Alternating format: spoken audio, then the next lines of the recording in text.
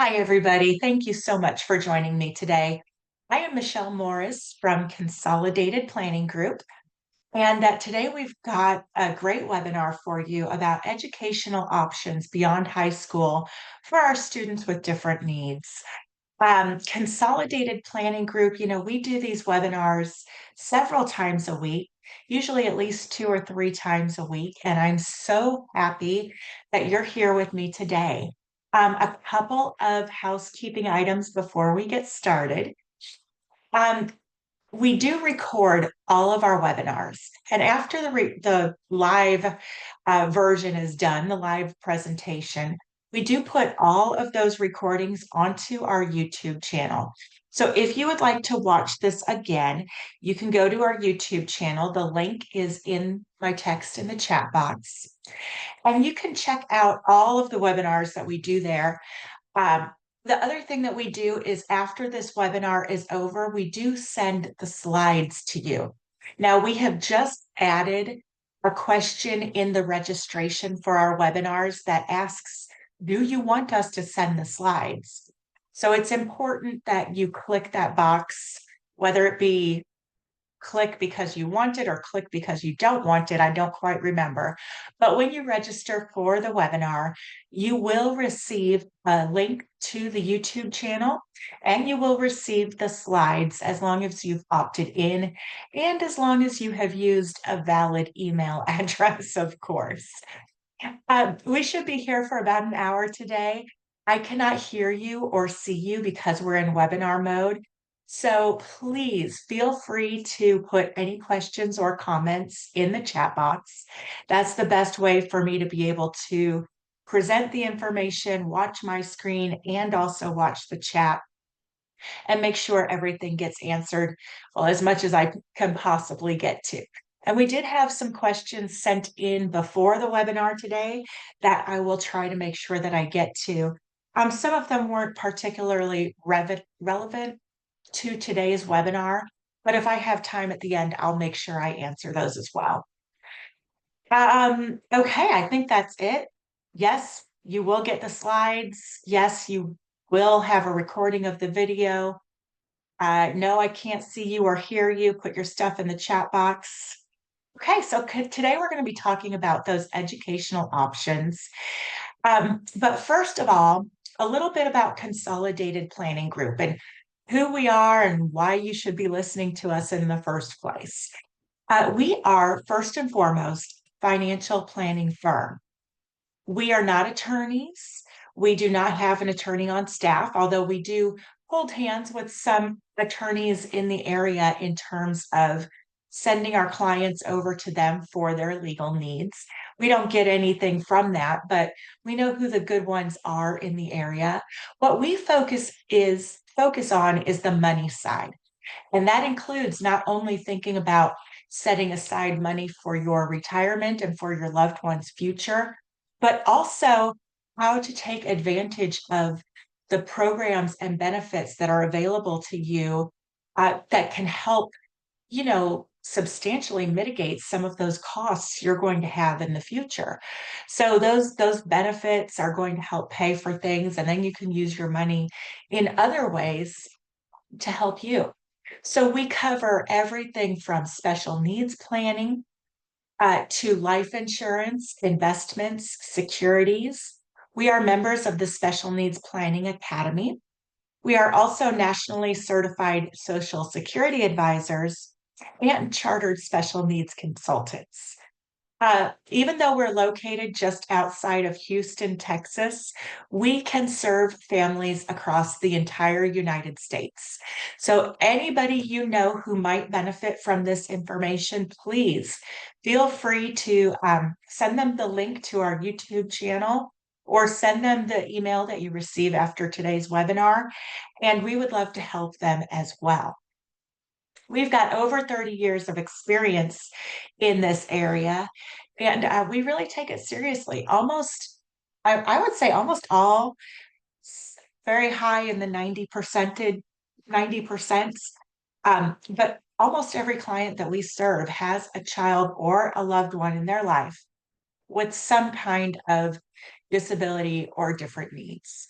So we help families with thinking about how they're going to protect their loved ones if perhaps the parent or the main breadwinner passes away early, or when they pass away, because it's never really if we're going to pass away. It's just a matter of when. So when that time comes, is your family going to be prepared and be ready? Lifetime care planning. We are different from most financial advisors in that we don't plan to the end of our client's life. We plan to the end of our client's special needs child's life, or grandchild, or guardian, adoptee, or whatever the situation might be. We plan to the end of their life because they're going to need your help if they can't keep a full-time job, or they can't make enough money, or if they just can't be completely independent. We help a lot with transition planning and what happens at these big transition periods, like when your child turns 18 or graduates or leaves high school. Or what about those transitions that happen when they move from mom and dad's house to their next residential community? Or if they go away to college, or that transition period that happens when mom and dad pass away. We help with all of those and thinking about the future for your loved ones. We can do ABLE accounts. We also, like I said, sell life insurance and do investments, but we can help you understand those different vehicles where your money needs to be held so that it does not jeopardize your loved one's benefits, like SSI and Medicaid. So you can have ABLE accounts, you can have special needs trusts. We can set up the ABLE account. An attorney has to set up the special needs trust, but then we can help you figure out how to use these different accounts and how much money needs to be in there and what the rules and regulations are and things like that. And then, of course, we're here to advocate for you and to educate you through these webinars. And we have probably 200 or 300 different webinars on our YouTube channel. Through these webinars, we are really able and hoping to get you thinking and asking questions. And when you have questions, we hope that you'll feel free, and that we're making ourselves a resource available to you. Feel free to call us when you have those questions. You know, out of the entire United States of America, there are over 263,000 financial advisors. But out of those 263,000 financial advisors, fewer than 200 total, not 200,000, just fewer than 200 focus on special needs planning the way that we do. So we really believe that we take it a step further and we try to be the very best resource for you that we can be. And that, out of the less than 0.1% of all of the financial advisors in the United States who focus on special needs planning, hopefully you can see us, like I said, as a resource for some really helpful information. So thinking about special needs planning, what exactly does that entail? What we want you to think about is things like, who is going to take care of your child when you can't do it anymore? And what is that going to look like for your family? Every family is different and has different goals and wishes for their loved one. And we're here to help you really hone in on what is most important to you and your family, and how can we help you get there? We look at things like developing a future care plan. We want you to start planning as soon as possible, because if you get started now, it doesn't matter how old your child is, get started now. That's going to give you the longest runway possible to make small little changes that are going to really improve the outcomes in your future. So whether that outcome is thinking about, putting together life insurance needs for your family, or a safety net of some kind in terms of funding. Maybe your outcome that you want is just broad, like I want to make sure my loved one is taken care of. We can help you think about what that means to you and how we can help you get there. If you wait and put your head in the sand, it's just going to make things more difficult down the road. So definitely get started early. Think about, and hopefully this is why we're here today, right? Think about what is going to happen after high school. We're going to talk a lot about educational options.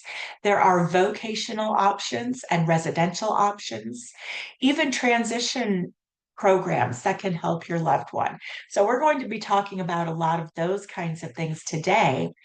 But we also want you to think about touring those programs and getting a feel for them and trying to do it a little early because you want to know what's available and what those programs look like and if they would be a good fit for your family. And, maybe have to get on a wait list or save up some money if they're expensive and really, get your child introduced to them before, boom, they're going off to school or whatever. And finally, when it comes to long-term special needs planning, I want you to think about where is your loved one going to live when you're not there anymore? Are they going to live with a sibling? Are they going to live in a residential um, community or a maybe a group home or some kind of thing like that? Think early about that and just think really carefully about, it seems like the easiest option would be that they just live with a sibling or a family member. But you have to be careful with that because sometimes that can cause friction on both sides of the relationship, right? Maybe you have older sister Sarah, and she's, gone through college and she has a family, and now all of a sudden she has to take care of her little brother Jacob. He's got her own needs and desires and family and children and career, or not all those things, some of those things, whatever. When the time comes for her to take care of Jacob, she might have said yes. She might have said, of course, I want to help you. But when the time actually comes, is she going to be feeling like it's a little bit more than she thought? Or maybe it's a burden instead of a joy. Think about that and think about from the perspective of little Jacob. All these years, Sarah has been his sister, his confidant, his partner in crime, his best friend. And now all of a sudden, that person is trying to step into the role of his head caregiver. That might seem a little bit like she's trying to act like his mother. And, that could cause some friction too. You're my best friend. You're not my mom. Don't try to tell me what to do. Could you imagine maybe your child having some of those feelings? I know that I might feel that way if my brother or sister tried to take control of me. So just think about those things before you say, oh, his sibling will take care of him. So today's main topic is, thinking about what's going to happen after high school. We want you really to keep an open mind. Think about the fact that your child is different from every other child out there. They're all unique, whether they're neurotypical or have a neurodiversity or an intellectual or a developmental disability or anything.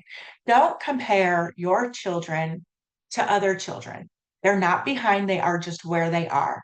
And many people use this analogy of like a flower. If the flower is not blooming where you planted it, I I prefer the analogy of popcorn. And maybe some of you have heard me talk about this because I do talk about it a lot. Popcorn is my favorite snack, and I make it on the stovetop like my grandpa taught me. And you have your pot, there's oil in there. You take your kernels and you put all the kernels in the same oil at the same temperature in the same pot, but they're never ever going to all just pop at the same time, are they? You have a couple that start popping, and then it's kind of like a bell curve.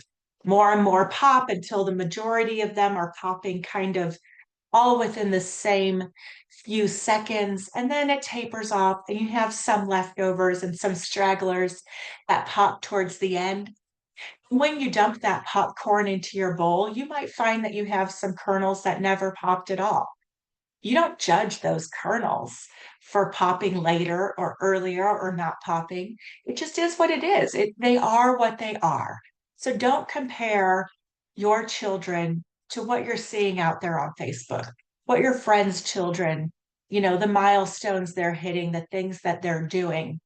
Nobody shows you the struggles on social media. They want you to see the best part of life. So when you're comparing yourself to other neighbors or what have you, you're looking at the best part of their lives and you don't see their struggles. So believe me, it's better just to not compare.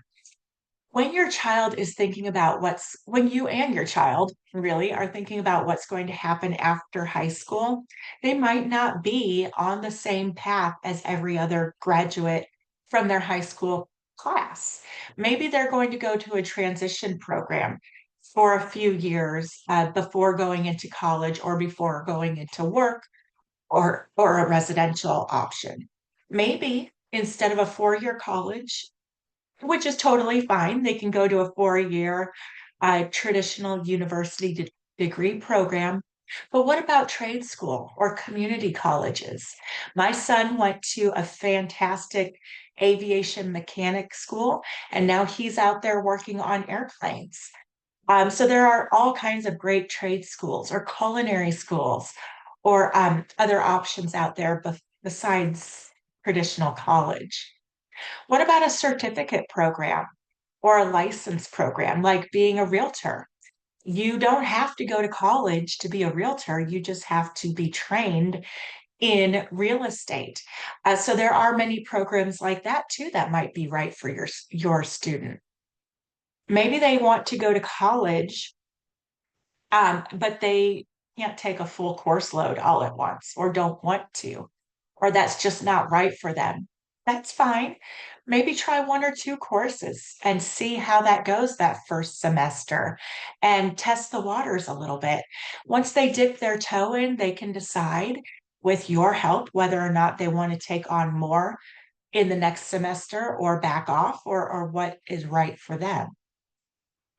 So think about, is your child going to be able to live on campus? Or do you prefer that they live at home and go to maybe a community college or a nearby campus? There are groups that can help support your loved one on college campuses that we'll talk about.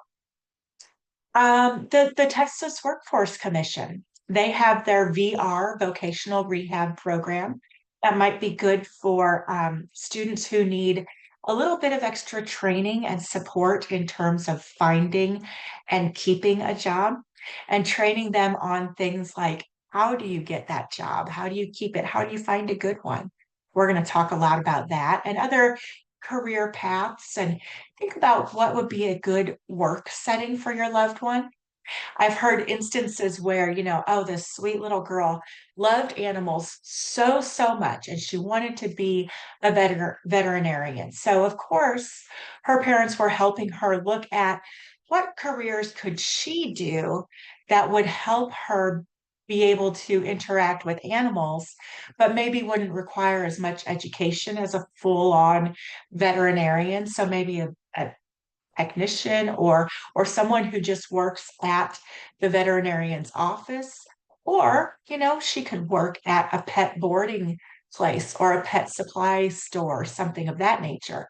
But you also have to think about things like, can that individual handle a lot of chaos and noise that comes with animals? If dogs are barking and loud noises really upset your individual, is that going to be the ideal workplace setting for them?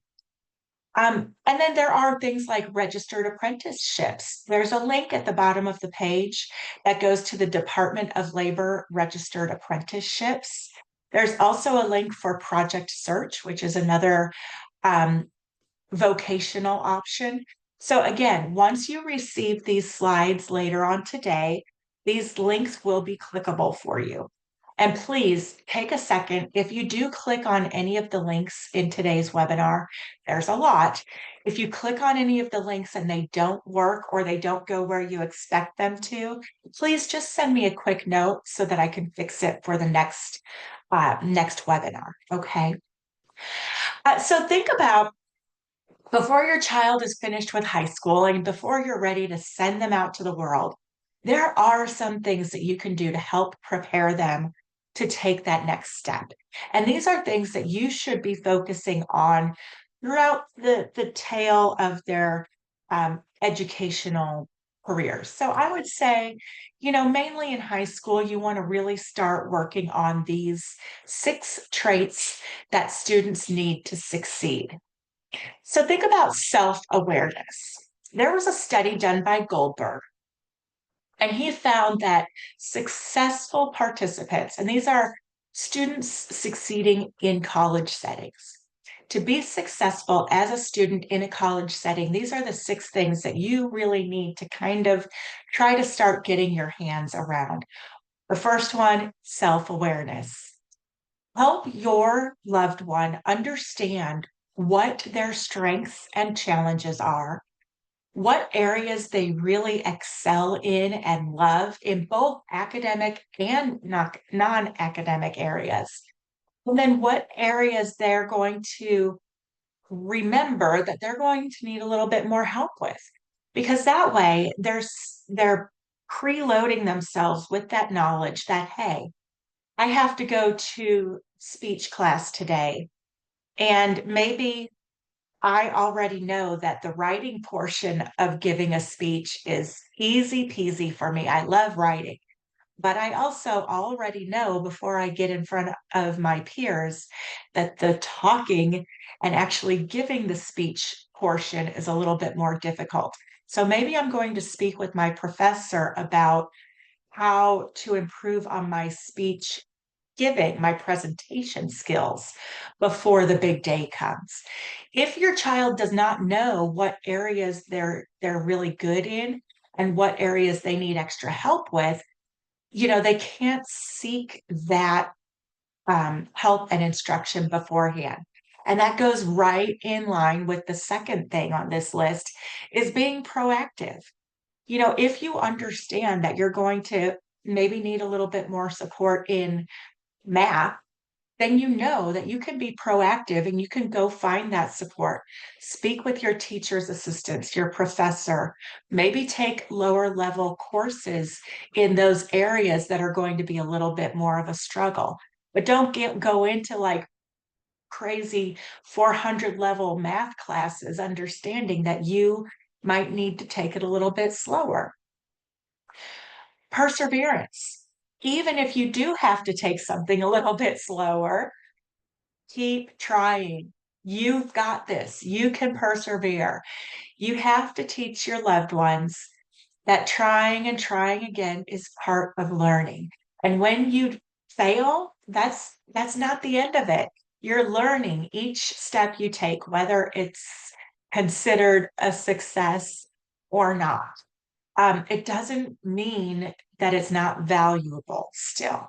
So help them understand that. Help them think about goal setting.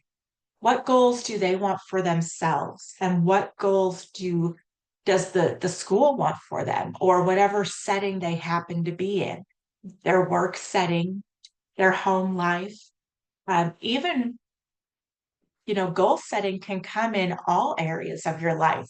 Maybe exercise and activities and hobbies, extracurricular things that they like to do, um, saving up some money, work activities, even things like spiritual beliefs. They can have goals in all of those areas. So, teaching your loved ones to set and track goals would be very beneficial for their college or after high school years. What about being aware of and using, that's the key part, right, parents? Not only being aware of, but also using those effective social support systems. I like the word effective being in there because we all know that there could be some social support systems that are not very effective or helpful. If your child gets in with a group that maybe isn't what you hoped they would get into, or maybe is wasting time rather than being truly supportive, watch out for those kinds of things and help your student decide what would be a good fit for them. What should they look for in a social support system? What kinds of clubs and organizations would be a good fit for them? Help them figure those things out before they're cast out into a whole world of join our group, join our group, join our group. Find out what's going to be good for them.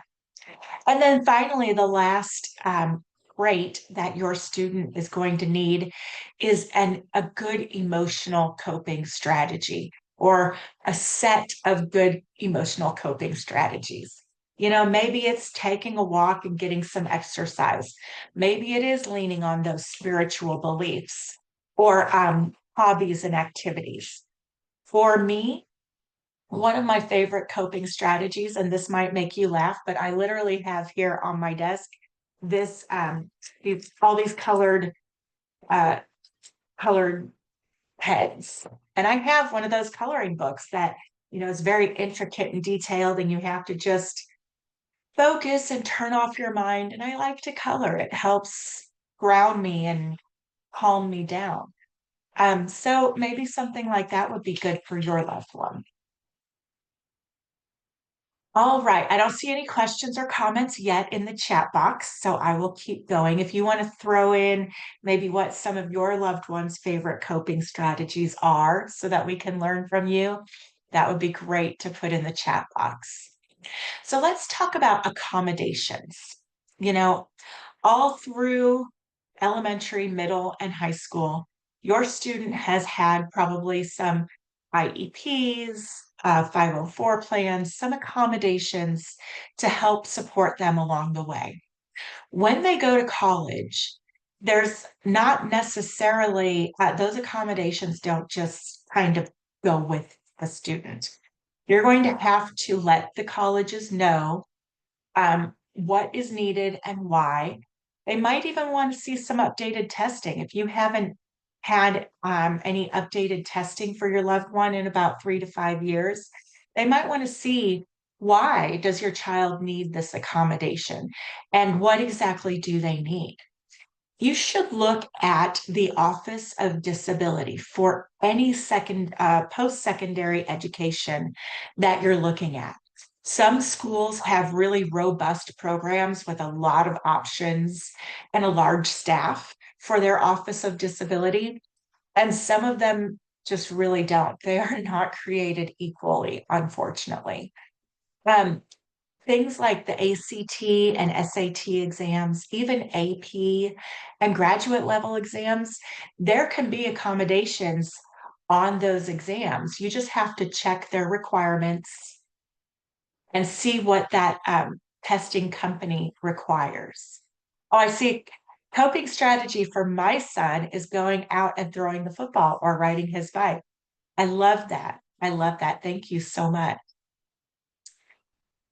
One thing that you definitely want to think about if your child, especially, is going away to college, is getting a power of attorney. A FERPA is also very important. So, what are those things and how will those help you? So, when your child turns 18, they're an adult in the eyes of the law, unless you have guardianship. And that's a whole nother webinar. We do complete webinars about guardianship. So, we're not going to get deep into that right now.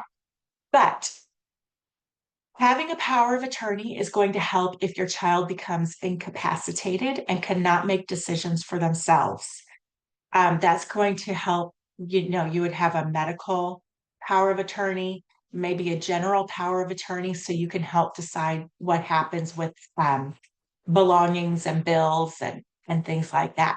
I was having a conversation this morning with a teacher, and I said, what if, your loved one goes to college, they have some kind of an accident, and you have to have the health care power of attorney to deal with the doctors. But, what if their rent has to be paid that month and you need to get into their bank account to pay their rent? That might fall under the general power of attorney area. So having both of those is good. And then the FERPA is a form designed for the school to be able to talk to the parent. Because again, we're dealing with adults all of a sudden. And I know it's weird because they're our babies, but now they're adults and the schools do not have to talk to us like when they were in lower grades. So you can fill out a FERPA that might say, yes, I want my parents to be able to discuss my financial aid. This is what my son wanted to do. He said, I want you to talk to them about financial aid, but not necessarily about my attendance or my grades. I said, hold on, bud. But you can kind of check mark which areas the school is going to be allowed to talk to you about on the FERPA form. Now, when it comes to the workplace, reasonable accommodations are required as long as they don't pose an undue hardship to the employer. So, can you ask them to put in handrails and guardrails? Of course. Can you ask them to put in a ramp or a sidewalk cutout? Probably no problem. But can you ask them to move their entire business because they're on the fourth level of a building that does not have an elevator? Probably not. That might be an undue hardship. So you can check out the Department of Labor website or the Job Accommodation Network. Those are, again, both clickable links down there for you. And you can look and see what kind of accommodations need to be made in the workplace or beyond. Okay, so this list is a long list of some of the educational programs that are available out there for students with different learning needs. The Achieve program, the VAST program at HCC. Now, these are programs pretty much around Houston, around Texas. Like I said, we work all around Texas and all around the United States, even though we're based in Houston. We can still help you. These are links. Again, if one doesn't work or it goes to the wrong spot, please let me know.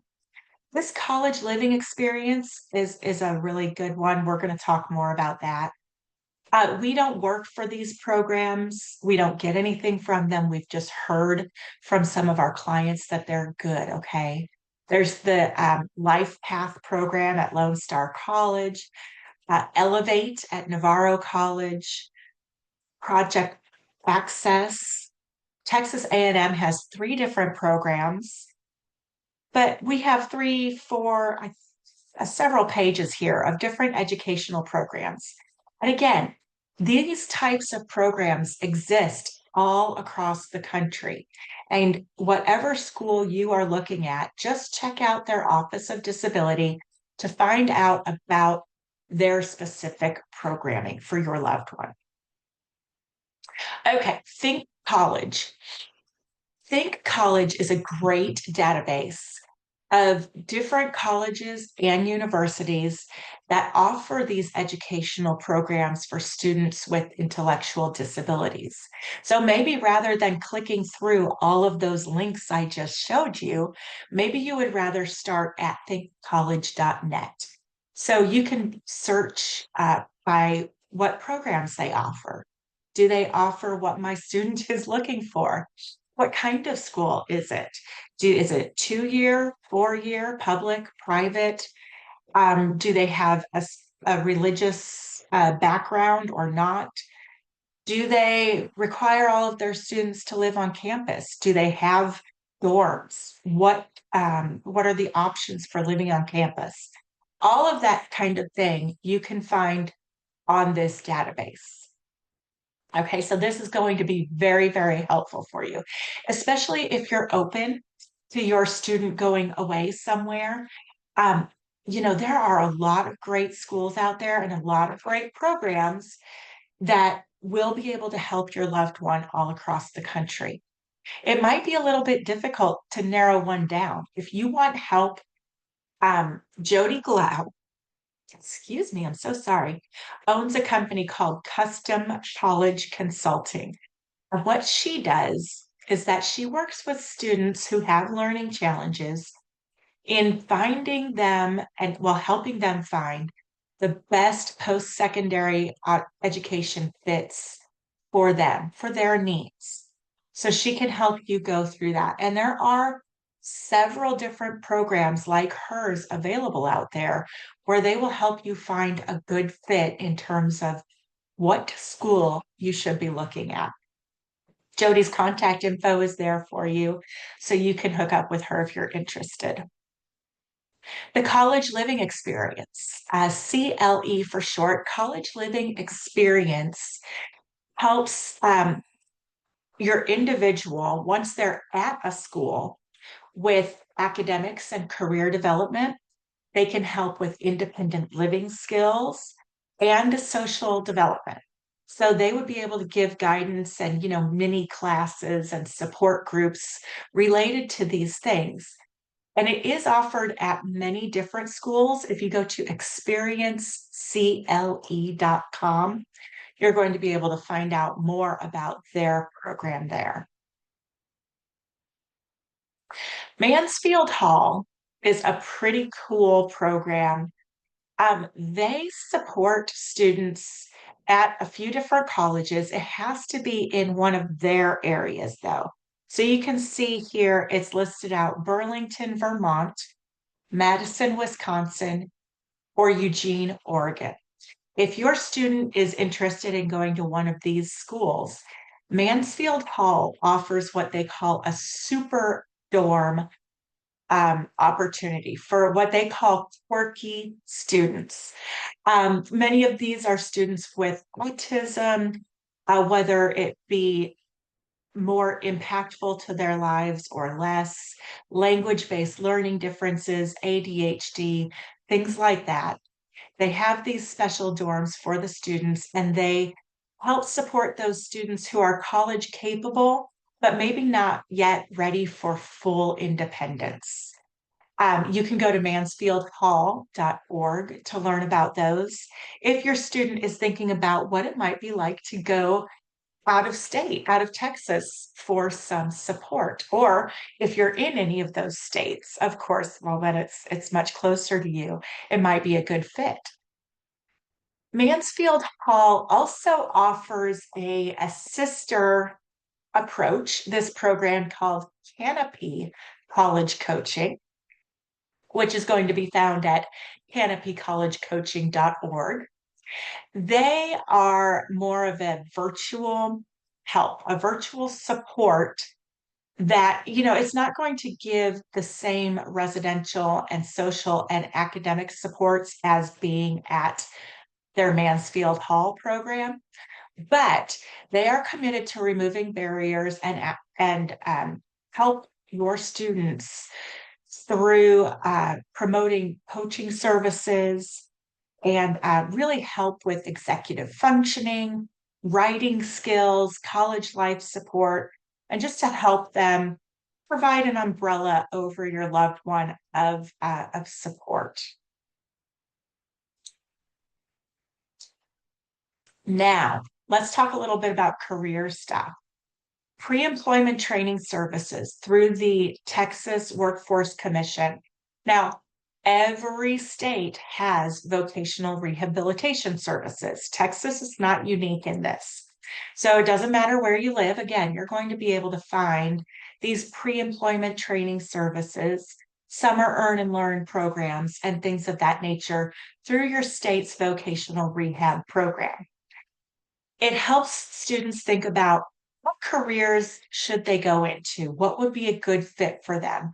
They can tour professional job sites, maybe do a paid or unpaid internship, some shadowing, some simulated work experiences, and really help students figure out what barriers would be keeping them from getting a good job and making them more prepared to go out into the workforce and tackle those challenges and overcome them. So, how to manage their time and money responsibly, how to effectively communicate, what are their rights and responsibilities as an employee? These are the kinds of things that the vocational rehab program can help out with. You can contact them by phone or website. Many high schools have a VR counselor that will travel around and visit the different high schools. So if your school has that, you might be able to find one in person locally. So take advantage of their services. Now, I have heard that these programs, funding is getting a little bit tight these days. So use your patience when you're dealing with this service. They do get government grants and government payment. So just be a little bit more patient. Okay. Other funding. Let's think about other funding for school besides, working. The FAFSA. Every parent should fill out the FAFSA every year. It doesn't matter if you did or did not get money last year. It doesn't matter what your income is or how much you have in the bank or what kind of house you live in. Every parent should fill out the FAFSA every single year. Don't tell me, but just do it. The FAFSA helps colleges give away scholarships and funding for students. And many times, if you don't have that filled out, you're simply not going to get those scholarships and funding and grants that are going to help your student. So fill it out. Scholarships and other, they can be community based. They can be based on your child's extracurricular extracurricular activities or hobbies. They could be school based. Maybe I was the president of the French club and I got a scholarship because of that. What if they're in band? There are scholarships for so many different things out there. So we're going to show you several in a list. We've got that coming up. But think about what your child is involved with. And if there are any scholarships that you can apply for that are related to what your child gets involved with, research those, figure out what those deadlines are. And you might need to, if you're a little bit extra and nerdy like we are, put together a spreadsheet, what the scholarship is, what the deadline is, have you applied, have you heard back? Those kinds of columns might be good for that spreadsheet for you. Another thing is a 529 college savings plan. This is a savings plan that helps you set aside money that can be used for educational expenses. Now, sometimes people say, well, I have a 529 college savings program, a savings plan for my loved one, but what if they don't go to college and they don't need that money for educational expenses? Well, then you can use an ABLE account. The ABLE account is a different section of 529. The 529 college plan, that's 529C. 529A is ABLE, and that is a program for individuals with disabilities that they can use to save money that is not counted against them in their SSI or Medicaid asset limits. And they can use that money on anything that they need. And then again, vocational rehab programs. That program, once you do get involved and you get into it, they can help you pay for educational expenses if it's part of your plan that, your child can take on this job if they have this class. So the VR program can help you pay for that class if it fits in with your child's educational goals. So check into that as well. Oh, let me ask this question I see in the chat box. Gregoria wants to know, are there any websites where we can apply for scholarships and grants for students with disabilities? Oh, I was hoping that was going to be my next slide. But Gregoria, I promise you, we're going to get there in just one moment. Salima wants to know, can you transfer money from an existing 529 to the ABLE account? Yes. So let's talk about ABLE accounts. And yes, if you have money already saved in a 529 college savings plan, and you are figuring out that maybe college isn't the right fit for your loved one, you can roll that money from the 529 college plan into an ABLE account. It's pretty simple. We can help you do that. With the ABLE account, you can put in a limited amount of money each year. For 2025, that amount is $19,000. And you never want the total in the ABLE account to go above $100,000. That is the Medicaid imposed limit. ABLE accounts will tell you that you can have more in there, but Medicaid says that you cannot. And if you want to get benefits and resources from Medicaid, you should follow their rules. There are over 49 ABLE account plans all throughout the United States. Most states have one set up. You do not have to live in that state to use their ABLE account. As a matter of fact, we do not use the Texas ABLE for our clients. We use a Virginia-based ABLE account, and there's no problem with that. The ABLE accounts, the beneficiary is the owner of the account, but again, it does not count against them for any state or federal benefits. What you do is you put money into that account and the money goes to purchase mutual funds. So there's an investment portion to the ABLE account.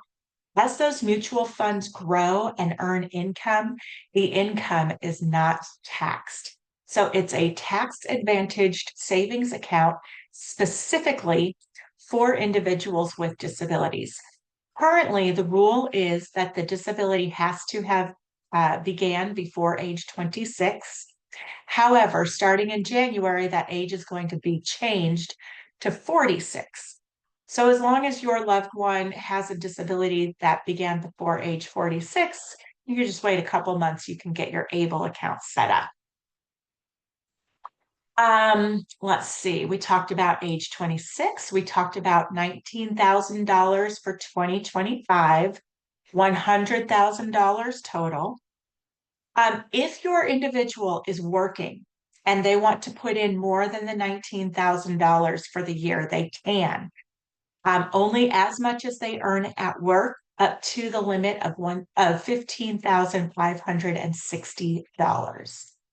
Now, the distributions are not taxable and there are no penalties as long as you use them for something for your loved one. And as long as that expense can be construed as achieving a better living experience for your loved one, that's fine. They can use it. You can roll over this account to another family member who also qualifies as having a disability. But if there is money left in the account at your loved one's death, Medicaid can claim reimbursement for any expenses they have paid throughout the life of your loved one. And it doesn't matter, they're not looking for dollar.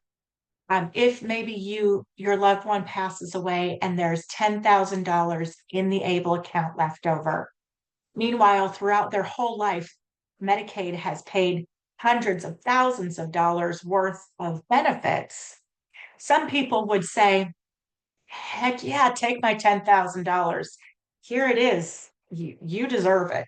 And others would say, I don't want you to take my money. We're going to make sure we spend all of that before my loved one passes away. Whichever your feeling is, just understand that Medicaid can come back and claim reimbursement. Let me talk one more slide about ABLE accounts, and then I'm going to answer a couple of questions. Okay, yeah, this just lists some of the things that are qualified expenses, and you can look through these as I read the questions. So if you leave money, like from a life insurance policy to your child who is disabled, can you leave it to the ABLE account? You are asking the right questions. Thank you so much for that. To Tabitha. It is way important that you leave anything to your child to their special needs trust. Now, I know that there are some restrictions on what you can spend special needs trust money on, but those restrictions go away when your loved one is no longer on SSI. And if you watch our Government Benefits 101 webinar, I do try to really focus on the differences between SSI and what comes later, SSDI. When your child switches over later in life to benefits that are based on your retirement, at that point, there are no longer restrictions on the special needs trust. And we can get into that at another time. But the main point of my suggestion here is you definitely want money that you leave from your life insurance to go to the special needs trust. The other problem, or the other thing to think about, is that you can only put $100,000 total into the ABLE account, and you can only put in $19,000 per year for this year. So hopefully your life insurance is going to be more than $100,000. So that therefore you need the special needs trust for that money. Okay, Jennifer wants to know, can an inheritance of $100,000 be used to open an account? If Jennifer, if you're talking about the ABLE account, I would say no, because the ABLE account, first of all, you can only put in a set amount of money each year, but also because of that growth in the account, it produces income. So if you put $100,000 in, and then the next month that money grows, now you're over $100,000, you're past the limit, you're in trouble. Okay. And Jennifer, with your brother's age, just be careful that you can prove that he was disabled before the ages that I mentioned. Okay, we are about to get into scholarships. Here's that list, the beginning of that list I talked about. First of all, if you have someone who was adopted through the state, there is a specific state college tuition waiver available to them. So make sure you check that out.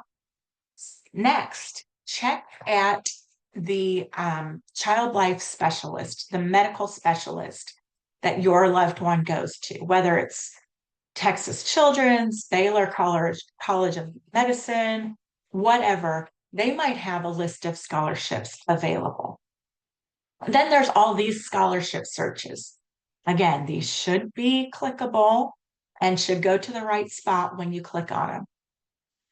Following this, we have the Terry scholarships. This is specific to state schools in Texas, but if your child can qualify for a Terry scholarship, they can get a full ride to any of the colleges in this goldish brownish bubble over here. They have to have leadership potential and show character, scholastic record and ability and financial need. And they have to show some really good volunteer work history to be able to get a Terry scholarship. But the contact information is on the bottom. Again, it's a full ride scholarship. And what's really cool is you can get the Terry scholarship at one or more of the schools. So let's say you get the Terry scholarship and you get accepted to UTEP, University of Texas at El Paso, but you really want to go to A&M and College Station. So maybe you go for 1 year to El Paso where you got accepted and you got the scholarship, and then you can transfer your attendance and the scholarship to one of the other schools. Isn't that neat? They give you that little bit of flexibility.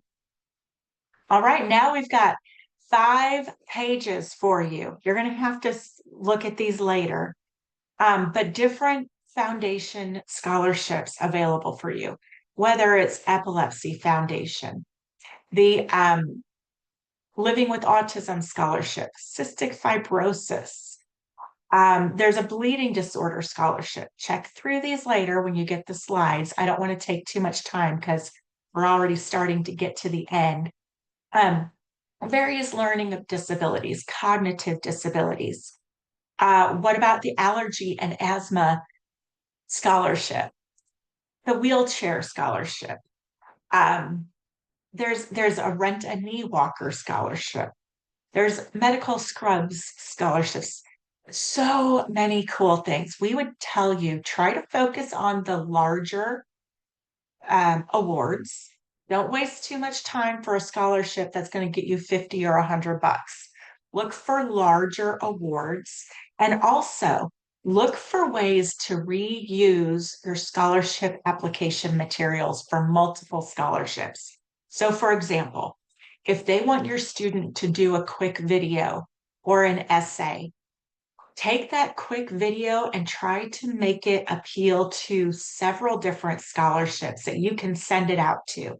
Or that essay, maybe you write three or four, your student writes three or four essays that can just be tweaked a little to cover many different scholarship opportunities. And look for the fun ones too. Have you heard of that scholarship that, you make a prom dress out of duct tape or something like that? There's fun stuff out there.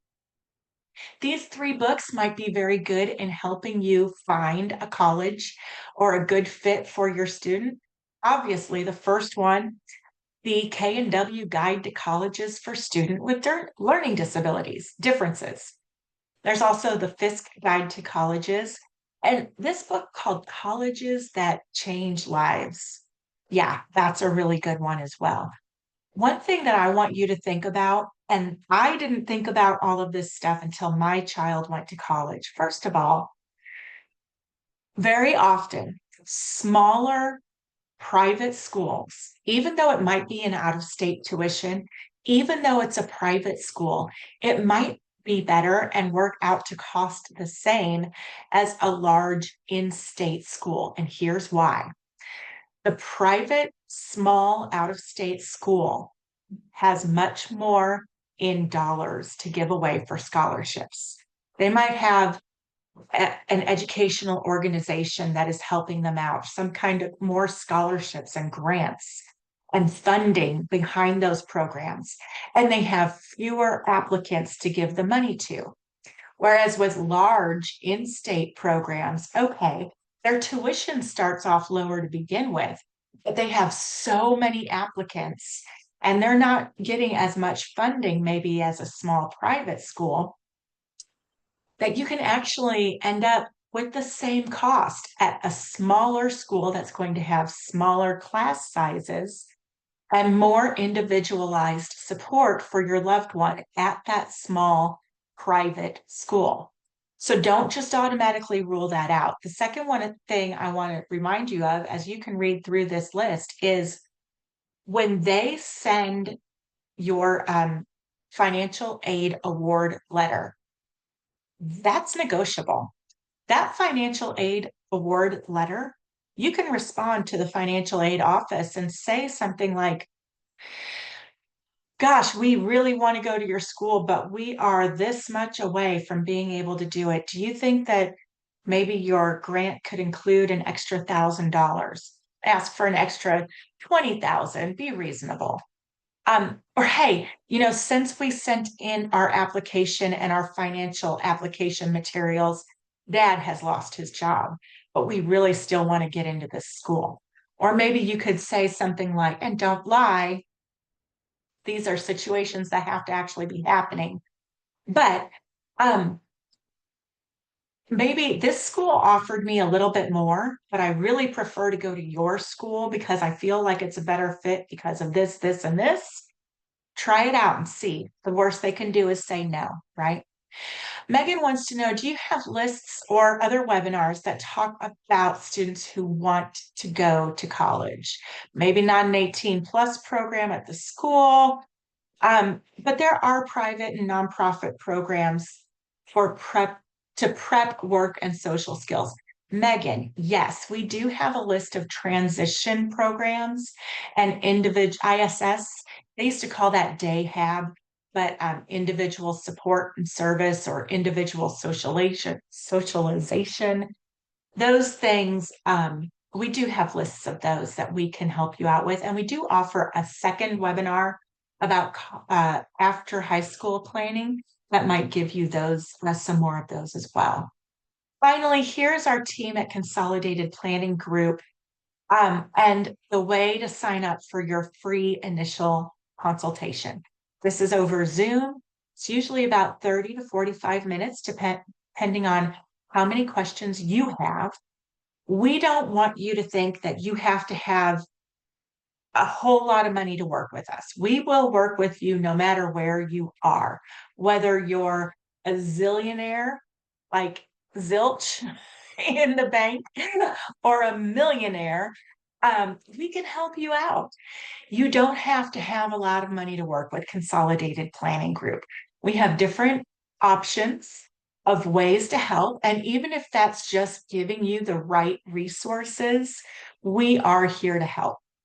So please feel free to schedule your Zoom consultation. You can use the QR code if you want to do that. You can call or email me directly. I'm putting out my contact info in the chat box again, or you can call or email the office. And please follow our social media, follow all of our social media, come back to our webinars. There's one more question I see here. If you have another question, feel free to put it in. I know we're running at the end of our webinar, but when you say appeal the grant offer, are you referring to the Pell Grant and not scholarship offers? I'm saying when you receive the financial aid letter, that's going to be a letter that's going to list out Pell Grants, any other federal grants. It's going to list scholarships. It's going to list student loans, all in one letter. They send this to you. And you can go back to that financial admissions, the financial advisor representative or whoever it is, and ask, is there any place in any of these areas where we might be able to get a little bit more? Of course, you want that to be in a scholarship or a grant, something you don't have to pay back. But, sometimes that you can get a little bit more loan money or something else to help make the dream come true. So don't be afraid to ask. Okay.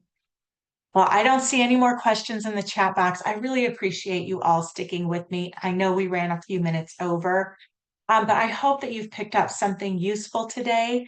You'll get these slides and the link to the recording later on in your email, as long as you registered with an email address that is actually yours.